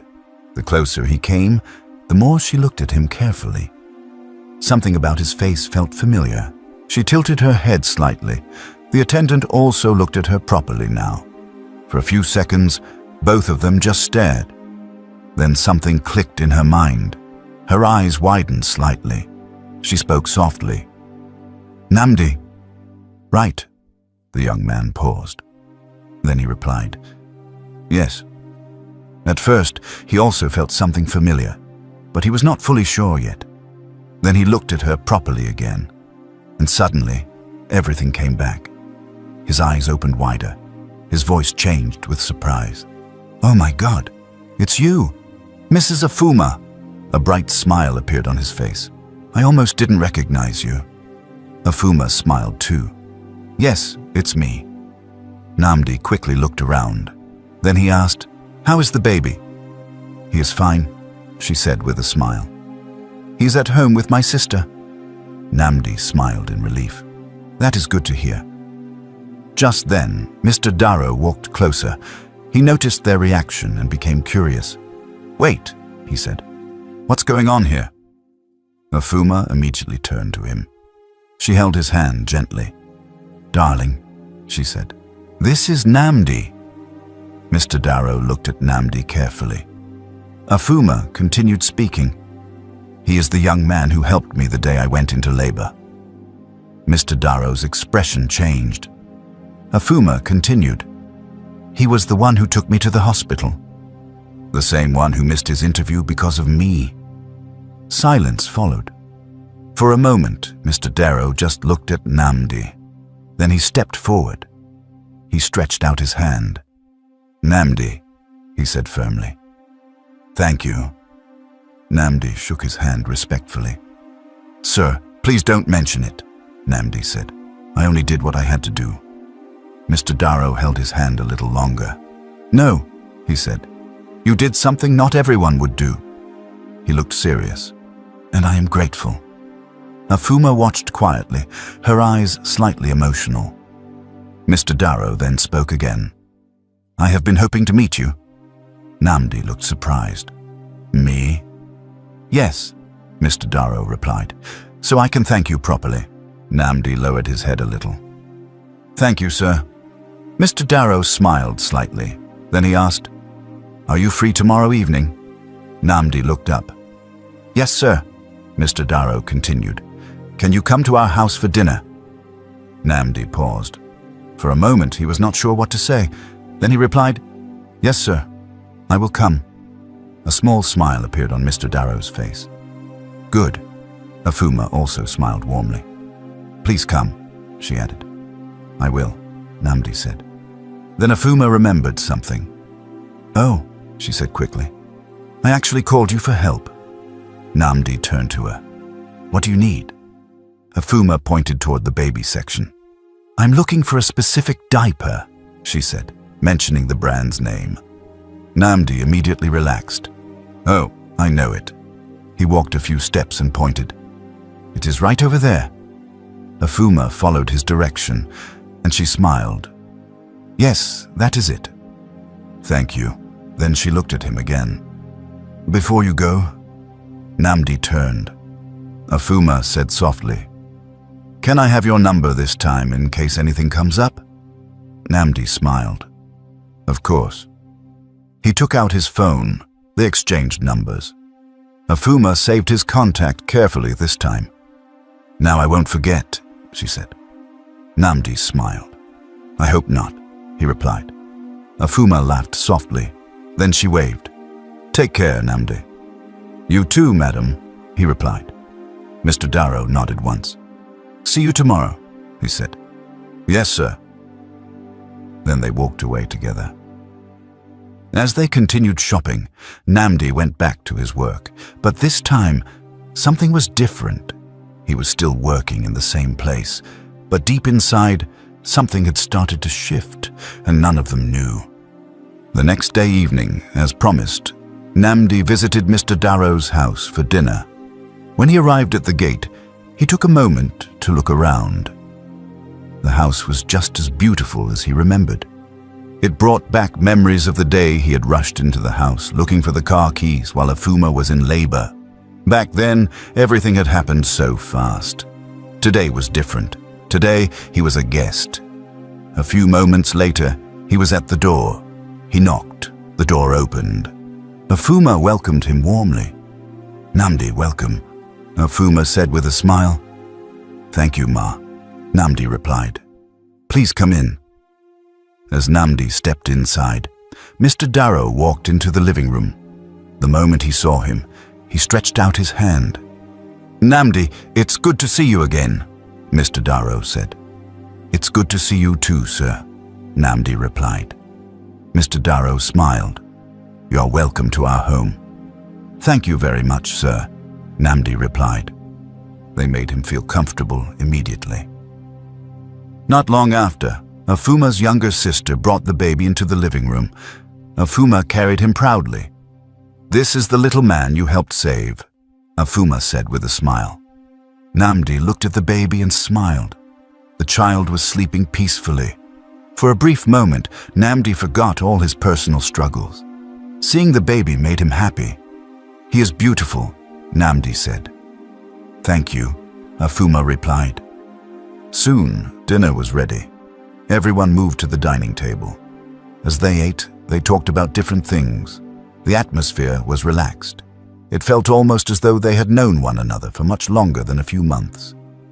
After a while, Mr. Darrow became curious. There was something he had wanted to ask since the previous day. He looked at Namdi. "Namdi, can I ask you something?" Mr. Darrow said. "Of course, sir," Namdi replied. Mr. Darrow put down his spoon. "I noticed you work at the supermarket." "Yes, sir," Mr. Darrow continued. "Have you received any job offers since the interview you missed that day?" The smile on Namdi's face faded slightly. He took a deep breath before answering. "No, sir," Namdi replied quietly. Mr. Darrow listened carefully. Namdi continued. I've submitted many applications, but nothing has happened yet. Afuma looked at him with sympathy. Mr. Darrow remained silent, allowing him to continue. Namdi spoke again. For now, I don't really have a choice. The supermarket job helps me survive while I keep searching. Mr. Darrow nodded thoughtfully. What kind of jobs have you been applying for? Mr. Darrow asked. Mostly oil and gas jobs, sir, Namdi replied. The moment Mr. Darrow heard that answer, his interest grew. Oil and gas? Mr. Darrow asked. Yes, sir. Mr. Darrow leaned back slightly. What course did you study in school? I studied petroleum engineering, sir, Namdi replied. Mr. Darrow looked surprised. Petroleum engineering? Yes, sir. Mr. Darrow exchanged a quick glance with Afuma. Then he looked back at Namdi. What class of degree did you graduate with? He asked. I graduated with a second-class upper, sir. For a few seconds, Mr. Darrow simply stared at him. He looked genuinely impressed. That's very good, Mr. Darrow said. Well done. Thank you, sir, Namdi replied. Mr. Darrow felt even more sorry for the young man, a hard-working graduate, a good degree, yet no company had given him a chance. Life could be unfair sometimes. Mr. Darrow spoke again. Don't give up. I believe things will get better. Namdi smiled politely. I hope so too, sir. Afuma joined the conversation. They will get better, Afuma said. I believe that. Namdi looked at her and smiled. Thank you, Ma. After dinner, they all moved into the living room. The conversation continued. They talked about school. They talked about work. They talked about life. The more Mr. Darrow spoke with Namdi, the more he liked him. The young man was respectful. He was intelligent, and despite everything he had gone through, he was not bitter. Hours passed quickly. Before long, it was getting late. Namdi checked the time. Then he stood up. Sir, I should be going now, he said. Afuma smiled. Thank you for coming. Thank you for inviting me, Namdi replied. Mr. Darrow also stood up. Wait a moment, Mr. Darrow said. Namdi stopped. Mr. Darrow walked toward a drawer nearby. He opened it and brought out a thick brown envelope. Then he picked up a complimentary card. When he returned, he handed both items to Namdi. Namdi looked confused. Sir? He asked. Mr. Darrow smiled. Please accept this small token from us. Namdi immediately understood what he meant. His eyes widened. Sir, that's not necessary. Mr. Darrow raised his hand slightly. It is necessary. Namdi still hesitated. Sir, honestly, I didn't help because I wanted anything. I know, Mr. Darrow replied. That is exactly why you deserve it. Namdi looked toward Afuma. Afuma was already looking at him. Please accept it, Afuma said softly. You helped save my life. You helped save my son's life. Please don't reject it. For a moment, Namdi did not know what to say. Then he slowly accepted the envelope. Thank you very much, he said. Mr. Darrow smiled. You are welcome. Namdi looked at the envelope again. Then he looked back at them. Thank you, sir. Thank you, Ma. Afuma smiled warmly. We should be the ones thanking you. They talked for a few more minutes. Then, Namdi finally prepared to leave. At the door, Mr. Darrow shook his hand again. It was good having you here, Mr. Darrow said. It was my pleasure, sir, Namdi replied. Afuma smiled. Please stay safe on your way home. I will, Ma. With that, Namdi stepped outside. As he walked away from the house that evening, the brown envelope remained in his hand. 2 days passed after Namdi's visit to the house, but someone still did not feel at peace. It was Afuma. No matter how much she tried to move on, the same thought kept returning to her mind. Namdi, the young man who had stopped on his way to a life-changing interview. The young man who had chosen to help her instead. The young man who was now working in a supermarket. Every time she remembered it, She felt guilty.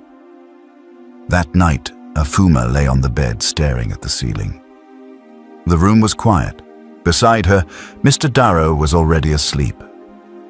Afuma turned to look at him. Then she sighed softly. She tried to close her eyes.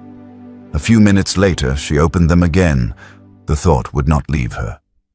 Finally, she sat up. She looked at her husband once more. Then she gently touched his arm. Mr. Darrow moved slightly but did not wake up.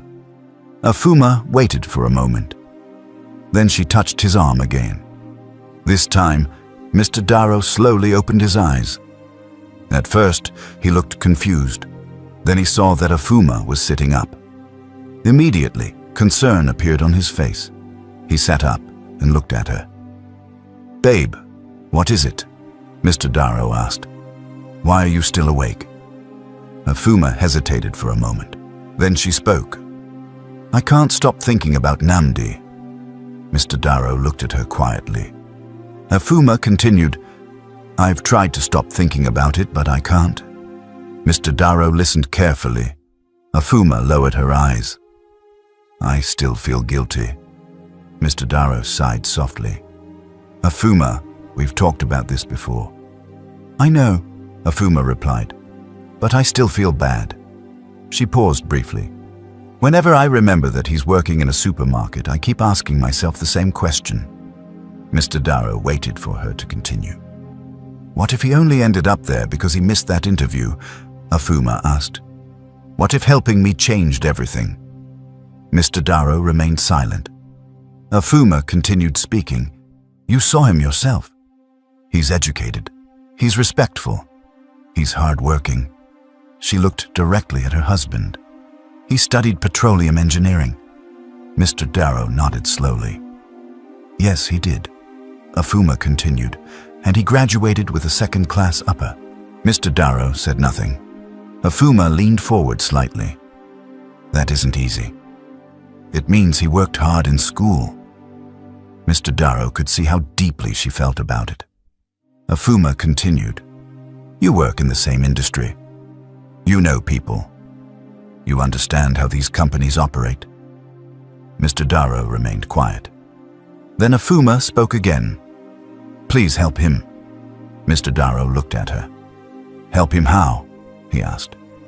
"Give him an opportunity," Afuma replied. "Or at least help him get a chance. Let someone look at his qualifications. Let someone see what he can do." Mr. Darrow thought about her words. The room became quiet. Afuma watched him carefully. A few moments passed. Then Mr. Darrow finally spoke. "You really haven't stopped thinking about this, have you?" Afuma gave a small smile. "No." Mr. Darrow looked away for a moment. The more he thought about it, the more he understood what she was saying. Everything she said was true. Namdi had helped them without asking for anything. He had also impressed him during dinner. The young man seemed intelligent and responsible. Finally, Mr. Darrow looked back at his wife. "Okay," he said. Afuma's eyes brightened immediately. "Really?" she asked. "Yes," Mr. Darrow replied. "I'll do something." Afuma immediately felt relieved. "Thank you," she said. "Thank you so much." Mr. Darrow smiled. "Don't thank me yet. I haven't done anything." Afuma still looked relieved. "At least now I know you'll try." Mr. Darrow reached for her hand. "I'll see what I can do." For the first time that night, Afuma felt a little lighter. The burden she had been carrying in her heart suddenly felt smaller. Soon afterward, both of them lay back down. This time, Afuma closed her eyes, and finally, she slept peacefully. Little did they know that an opportunity was already beginning to appear. An opportunity neither of them expected. About a week later, Mr. Darrow had returned to work. His company was based in a foreign country, but it operated a large plant in the Niger Delta region. That morning, news spread through the office. One of the foreign engineers had officially retired. As a result, a major position had become vacant. Many people immediately began discussing it. It was not an ordinary position, it was a senior role, a very important role, a role that came with major responsibilities and very attractive benefits. When Mr. Darrow heard the news, a thought entered his mind almost immediately. Namdi. The thought stayed with him. Could this be an opportunity for the young man? But almost immediately, another thought followed. The position was a senior one. It was not an entry-level role. The company would almost certainly want someone with experience. Mr. Darrow leaned back in his chair. The more he thought about it, the more uncertain he became. Later that day, he picked up his phone and called Afuma. Afuma answered after a few rings. "Hello, darling," Afuma said. "Hello," Mr. Darrow replied. "How are you and the baby?" "We're fine," Afuma replied. "How is work?" Mr. Darrow took a deep breath. Something interesting happened today. Immediately, Afuma became curious. "What happened?" she asked. Mr. Darrow explained. "One of our foreign engineers just retired." Afuma listened carefully. Mr. Darrow continued. "The position is now vacant." Afuma remained quiet. Then Mr. Darrow added, "And the first person I thought about was Namdi." Afuma immediately sat up straighter. "Really?" she asked. "Yes," Mr. Darrow replied. "But there is a problem." "What problem?" Afuma asked. Mr. Darrow explained. "The position is a very senior role. It's not a small position. The company may prefer someone with experience." Afuma thought about it for a moment. Then she spoke. "So tell Namdi about it." Mr. Darrow smiled slightly. "You make it sound simple." Afuma replied immediately. "It is simple." Mr. Darrow laughed softly. "Not exactly." Then he continued, "The role comes with a very good package. The company will be very selective." Afuma listened carefully. Then she said something that made Mr. Darrow pause. "Maybe. But shouldn't he at least be given the chance to try?" Afuma asked. Mr. Darrow remained silent. Afuma continued. "If he applies and they reject him, fine. At least he tried. At least we tried." She paused briefly. "But if nobody tells him about the opportunity, then he never even gets the chance." Mr. Darrow thought carefully about her words. Everything she said made sense. Afuma continued. "You believed he was intelligent. You said so yourself. And he has the qualifications. Let him decide whether he wants to apply."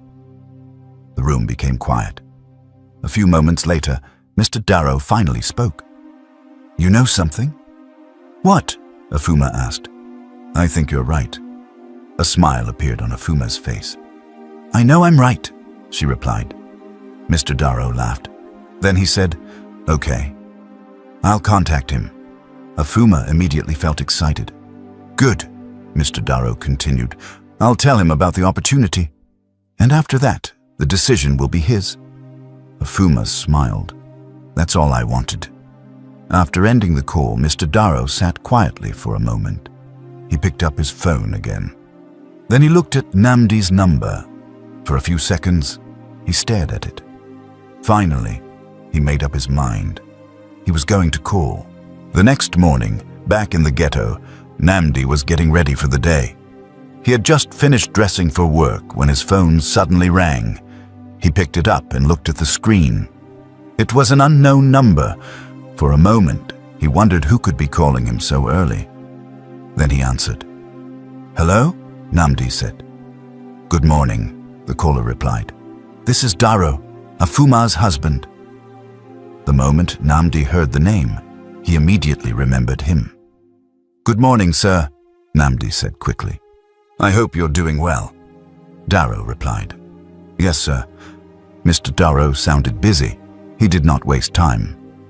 "Namdi, I'm calling because something has come up." Immediately, Namdi became curious. "What is it, sir?" he asked. Mr. Darrow continued. "There is an open position at my company." For a second, Namdi thought he had heard wrongly. He tightened his grip on the phone. Mr. Darrow continued speaking. "It is a very good opportunity." The position comes with good benefits. It is also a very important role. Namdi listened carefully. His heart was full of hope. Then Mr. Darrow added something else. However, I want to be honest with you. Namdi became serious. Yes, sir, Mr. Darrow continued. I cannot promise that you will get the job. The position is a senior engineering position. The company may prefer someone with experience. Namdi listened quietly. Mr. Darrow continued. But I believe you deserve a chance. If you apply, do your best to convince them that you can handle the role. For a moment, Namdi could hardly find the right words. This was exactly the kind of opportunity he had been praying for. Thank you, sir, Namdi said. Thank you so much. Mr. Darrow smiled. You're welcome. Namdi continued. I promise I will give it my best. Good, Mr. Darrow replied. Then he added, I need you to send me your CV and application letter. I'll help submit them. Namdi's eyes widened. Really, sir? Yes, Mr. Darrow replied. And another thing? Namdi waited. I will arrange your flight. I'll also pay for it. Namdi was speechless. For a few seconds, he did not know what to say. Sir, he stopped. Then he said, Thank you. Mr. Darrow laughed softly. Don't thank me yet. Focus on preparing. I will send you the details. Yes, sir, Namdi replied. The two men discussed the company, the position, and a few other details. After some time, the call ended. The moment the call ended, Namdi stood still. He looked at the phone in his hand. It felt unreal. Just a few months ago, he had been sitting on his mattress crying after missing his dream interview. Now another opportunity had appeared, and this one seemed even bigger. Without wasting time, he called his mother. She answered almost immediately. My son, his mother said, how are you this morning? Mama, I have news, Namdi said excitedly. What news? His mother asked. Namdi quickly told her everything. He told her about Mr. Darrow's call. He told her about the position. He told her about the interview, and he told her about the flight ticket. The moment his mother heard everything, she shouted from the other end, Thank God! Namdi smiled. His mother continued immediately. Thank you, Lord. Thank you, Father. Namdi smiled even more. Then his mother began praying, May God go before you. May God open the right doors for you. May this opportunity bring good news. Amen, Namdi replied. His mother continued praying, and after every prayer, Namdi answered, Amen. Eventually, his mother became calm again. Then she spoke, My son, listen carefully. I'm listening, Mama, Namdi replied. Pray every night before the interview. Don't joke with your prayers. I won't, Mama. And prepare well. I will, Namdi replied. His mother continued. I believe something good is coming. Namdi smiled. I believe so too. After talking for a while, the call ended. Later that day after work, Namdi made another call. This time he called Afuma. Afuma answered warmly. Hello, Namdi. Good evening, Ma, Namdi replied. Good evening. I hope you're fine. I'm fine, Afuma replied. How are you? I'm good, Ma. Then Namdi got straight to the point. I called to thank you. Afuma smiled. For what?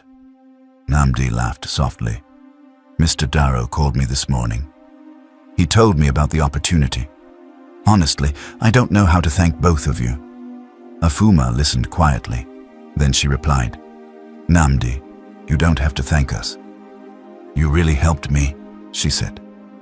Afuma became serious as she continued. When I heard about that opportunity, I couldn't ignore it. It would have been wrong. Namdi listened carefully. Afuma continued. You worked hard in school. You earned your qualifications. You deserve opportunities that match them. Namdi smiled. Thank you, Ma. Afuma added, Now all you need to do is prepare well. I will. And don't be afraid. "I won't."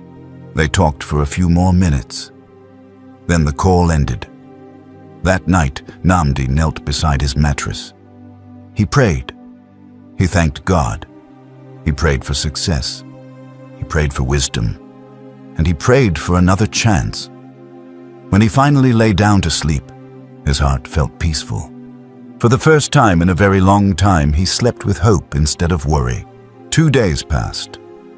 During those 2 days, Namdi focused completely on preparation. Whenever he returned from the supermarket, he studied. He reviewed old notes. He practiced interview questions. Sometimes he stood in front of a mirror and answered questions aloud. Other times he sat quietly and imagined himself inside an interview room. Every night he prayed, just as his mother had advised. A few days later, Mr. Darrow called him again. "Hello, Namdi," Mr. Darrow said. "Good afternoon, sir," Namdi replied. "I have an update." Namdi immediately paid attention. "The interview will take place in 1 week's time," Mr. Darrow said. "1 week?" Namdi repeated. "Yes," Mr. Darrow continued. "So use this time wisely." "I will, sir." "Be fully prepared." "I will, sir." Mr. Darrow added, "This is a serious opportunity." "I understand." After discussing a few details, the call ended. From that day onward, Namdi prepared even harder. The week passed quickly. Soon the interview day arrived. Namdi requested a leave of absence from the supermarket. After receiving approval, he packed his things. Then he boarded the flight Mr. Darrow had paid for. A few hours later, he arrived in the Niger Delta. Following the instructions he had been given, he made his way to the company. The moment he arrived, he looked at the large facility before him. For a few seconds, he simply stared. This was the kind of company he had always dreamed of working for. He checked the time. He had arrived about an hour early. Immediately, he called his mother. His mother answered. "My son, have you arrived?" she asked. "Yes, Mama." "I'm already here." His mother sounded relieved. "Good." Then she immediately began praying for him. When she finished, she said, "Go and make us proud." Namdi smiled. "I'll do my best, Mama." Not long afterward, the interview process began. Many candidates had come for the same position. Everyone waited for their turn. One by one, candidates entered and left the interview room. Finally, it was Namdi's turn. A staff member stepped outside. "Mr. Namdi?" "Yes," Namdi replied. "You may come in." Namdi stood up. He took a deep breath. Then he entered the room. Several interviewers sat around a large table. The moment some of them saw him, their expressions changed slightly. He looked younger than many of the other candidates. It was obvious what some of them were thinking. Experience. One interviewer quietly looked through his documents. Another glanced at him briefly. Then a foreign interviewer pointed toward a chair. "Please sit down," the interviewer said. "Thank you," Namdi replied. The interview began. Question after question came. Namdi answered carefully. He spoke confidently. Whenever they asked about experience, he answered honestly. "I don't have much professional experience yet," Namdi admitted, "but I learn quickly." Then he explained why he deserved an opportunity. He spoke about his education. He spoke about his dedication. Gradually, the atmosphere began to change. The interviewers became more interested. One question became 2. 2 became 5. 5 became 10. The discussion grew deeper. The interviewers kept listening. Namdi kept answering. The longer the interview continued, the more comfortable he became. At one point, one interviewer smiled. Another wrote something down. A third interviewer asked a follow-up question.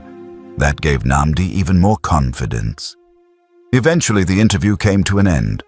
One of the interviewers smiled. "Thank you for coming." "Thank you for the opportunity," Namdi replied. Then came the familiar words. "We will get back to you." Normally, hearing those words would have worried him. He had heard them many times before. But this time felt different. The interviewers seemed pleased. Several of them smiled as he stood up. Each of them shook his hand before he left. As Namdi walked out of the room, hope filled his heart. Later that day, he met Mr. Darrow. The moment he saw him, he smiled. "How did it go?" Mr. Darrow asked. Namdi smiled. "I think it went well." "That's good," Mr. Darrow replied. Namdi became serious. Then he said, "Sir, thank you." Mr. Darrow smiled. "You've already thanked me many times." "I know," Namdi replied, "but I mean it." He paused briefly. "Honestly, whether I get the job or not, I will never forget what you've done." Mr. Darrow listened quietly. Namdi continued, "You submitted my application. You paid for my flight. You gave me a chance. That means a lot to me." Mr. Darrow smiled. "I'm happy I could help."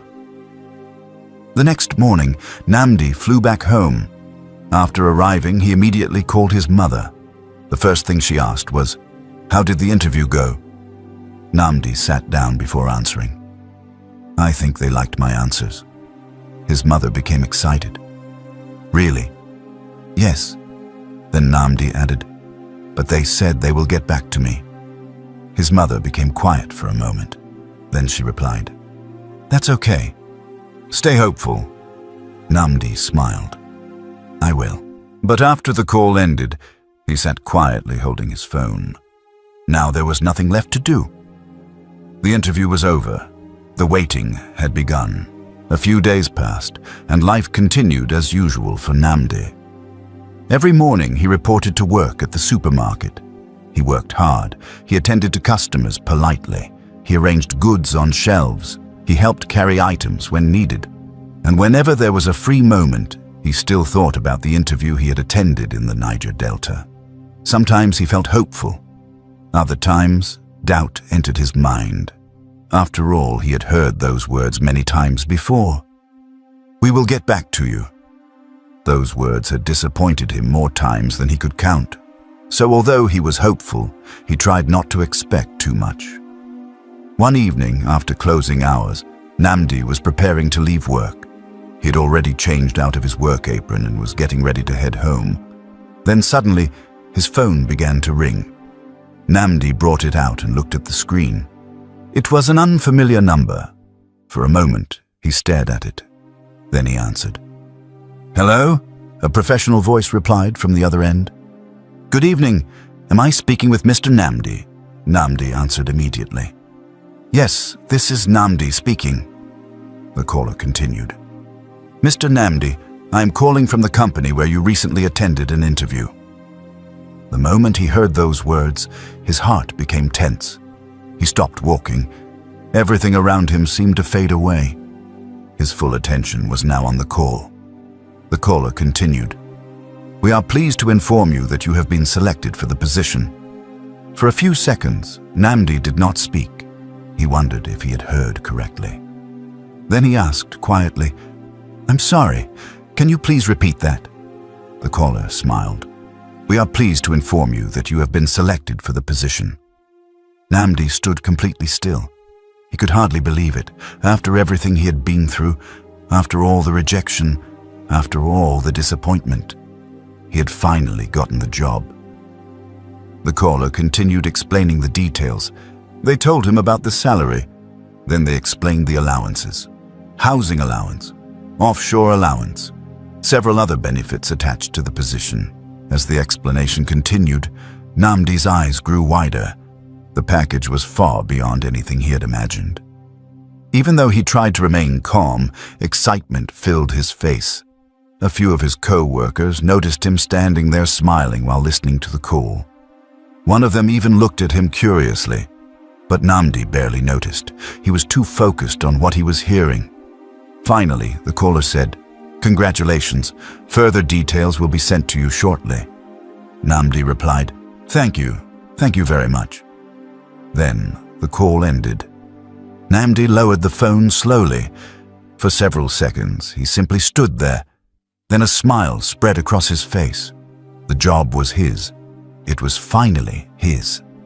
Not long ago, he had been eating bread and sachet water because that was all he could afford. Now everything was changing, and it was changing fast. The journey home felt different that evening. As soon as he entered his room, he picked up his phone and called his mother. The call connected after a few rings. His mother answered happily. "Namdi, my son." Namdi could barely contain his excitement. "Mama." Immediately, his mother sensed something. She asked quickly, "What happened?"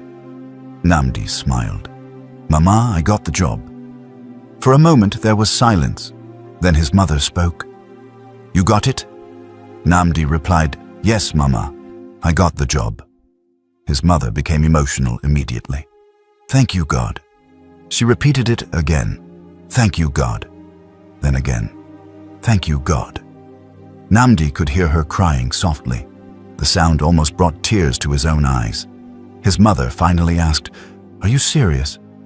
Namdi laughed softly. "Yes, Mama, I'm serious." His mother said, I told you God had not forgotten you." Namdi smiled. "You did, Mama." Then he added, "Mama, you won't work on anybody's farm again." His mother became quiet. Namdi continued, "You have suffered enough." His mother tried to speak, but emotion filled her voice. Finally, she managed to say, "God bless you, my son." They talked for a long time that evening. Both of them were happy. Both of them were grateful. And for the first time in years, the future looked bright. Exactly as promised, 1 week later, Namdi resumed work at the company. His new life officially began. Everything felt different: the environment, the people, the opportunities. Soon, he received his first payment and benefits exactly as agreed. When he saw the amount, he sat quietly for a moment. It was more money than he had ever imagined earning. For years, he had struggled just to survive. Now, his life was moving in a completely different direction. Not long afterwards, he began searching for a better place to live. Before long, he secured a beautiful house. Interestingly, the house was not too far from the neighborhood where Mr. Darrow and Afuma lived. After settling in, one of the first things he did was bring his mother from the village. When she arrived and saw the house, tears filled her eyes. She looked around in disbelief. Then she turned to her son. "My son, is all this really yours?" Namdi smiled. "Yes, Mama." His mother looked at him for a long moment. Then she said, "God has truly remembered you." Namdi smiled. "No, Mama." His mother looked at him curiously. Namdi continued, "God remembered us." His mother's eyes filled with tears again. Wanting her to rest after many years of hard work, Namdi hired a housekeeper to assist her with daily chores. He did not want her carrying heavy loads anymore. He did not want her working on farms anymore. He wanted her to enjoy the life she had sacrificed so much to help him achieve. As time passed, Namdi never forgot the people who had helped him. He remained grateful to Afuma. He remained grateful to Mr. Darrow. Whenever he visited them or spoke with them, he always thanked them. One day, after thanking them again, Mr. Darrow smiled. Mr. Darrow said, "Namdi, how many times will you thank us?" Namdi smiled. Mr. Darrow continued, "You earned this opportunity yourself." Afuma agreed immediately. Afuma said, "He's right." Namdi looked at them quietly. Afuma continued, "You helped me when you had every reason not to." Mr. Darrow added, "You chose kindness when it would have been easier to walk away." Afuma smiled. "And because of that, you got the chance to show everyone what you were capable of." Namdi became quiet. As he sat there listening, he thought back to that morning. The morning he had stood outside that gate. The morning he had almost walked away. The morning he had made a choice, a single choice that changed everything. And in that moment, he realized something important. Sometimes, the biggest blessings arrive through the smallest acts of kindness. The very opportunity he thought he had lost forever. It had actually been leading him towards something far greater. Something incomparably greater than the job he was chasing that morning. and it all began the moment he chose to help someone in need. This story teaches us that true kindness is never wasted. Sometimes, doing the right thing may seem to cost us something. It may even look like we have lost a great opportunity. But life has a way of rewarding a good heart when we least expect it. Nnamdi could have ignored Afuma and gone straight to his interview. Instead, he chose to help someone who was in serious need. He lost an opportunity that day, but in the end, his kindness opened the door to an even greater blessing. The lesson is simple. Never be afraid to help others when you have the chance. A single act of kindness can change someone's life, and sometimes it can change your own life too. What do you think about Nnamdi's decision? Would you have done the same thing if you were in his position? Let us know in the comment section below. We would truly love to read your thoughts and hear your opinion about this story. Also, we have another exciting and heartwarming story coming to the channel in the next few days. Make sure you subscribe and turn on the notification bell so you'll be among the first to know when it goes live. If you enjoyed this story, please give this video a thumbs up and share it with your friends and family. Your support helps us bring more inspiring stories to you. Thank you so much for spending your time with us today. We truly appreciate every one of you, and we look forward to seeing you again in our next story. Take care, and God bless you.